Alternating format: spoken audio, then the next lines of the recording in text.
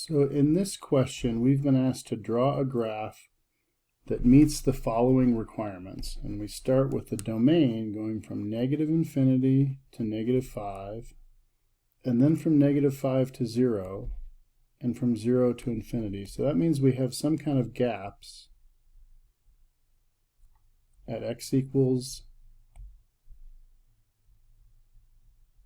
negative 5 and 0, because those are the places where we have open circles or parentheses and not brackets. So I don't know what those gaps look like. So I'm just going to come through and remind myself, hey, I'm going to have some kind of gap in my graph at negative 5 and at 0. Now I keep reading. This first one sort of is checked off, but we still have to figure out what kind of gaps. Then for number 2, the limit as x approaches negative infinity equals 0.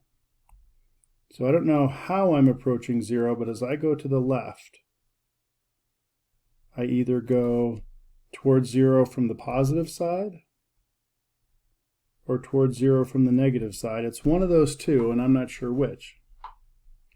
Then we say, number 3, the limit as x approaches negative 7 from the negative side is negative 4. Okay, so from the negative side, here's negative 7, 1, 2, 3, 4. So I'm coming in this way.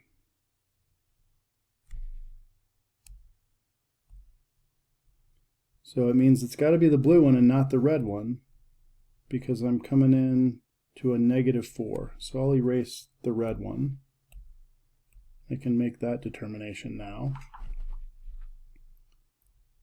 So 1 is basically dealt with. Now 2 is dealt with. Let's look at 3. Oh, we just looked at 3. 3 is dealt with. Let's look at 4. The limit as x approaches negative 7 from the positive side is 3. So as we come in here, we're going to have a circle there. Could be coming in like this, could be coming in like that. We don't know, so we're just going to leave that for a minute, but we're going to put our dot there.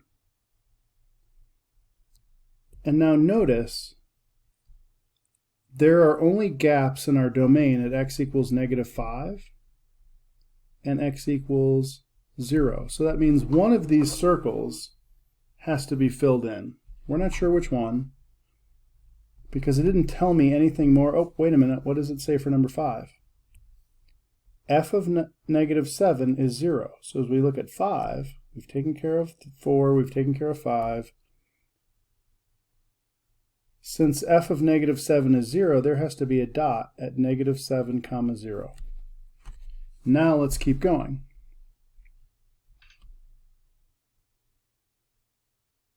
The limit as x approaches negative 5 is 0. So I'm coming in here. I know that I have an open circle there because there's a gap in my domain. So now I can erase this yellow line because I know it's not an asymptote, but it is definitely a hole in my graph.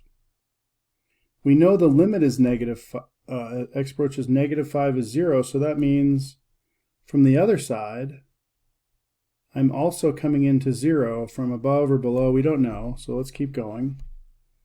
But we know that 6 is now taken care of. Let's look at number 8. Limit as x approaches 2 of f of x is 4. Okay, so here's 2. So let's just take the upper graph then, because we know that we're going to 4.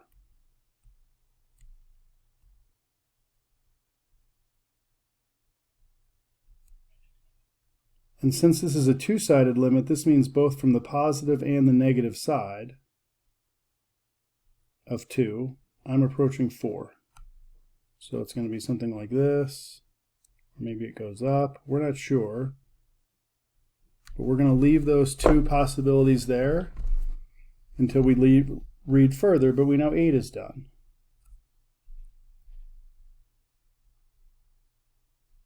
Now it says the limit as x approaches 0 is infinity. And notice there's nothing written after that 0, so that means it's both positive and negative, the same behavior both sides. So now I can erase this because I know that I'm going up from here. And it must be a horizontal asymptote because my limit is infinity, and it's infinity from both directions. Then it says, I'm going to erase this. This should be negative infinity. I drew my squiggle the other way. As x approaches infinity, so that means to the right forever. As I go to the right, my y value must go down. So let's finish this out. As I go right forever, I'm going down forever. Now the graph doesn't have to look exactly like this. It could look different from the standpoint of it could go down like this and it could come over, but it's got to go through some key points. It's got to go through over 2, up 4, because that's where my limit had to be, and it's got to be a closed circle because that's in our domain. And they didn't give us any information. So this is what the graph generally has to look like. Now I want you to try a couple examples where you draw your own.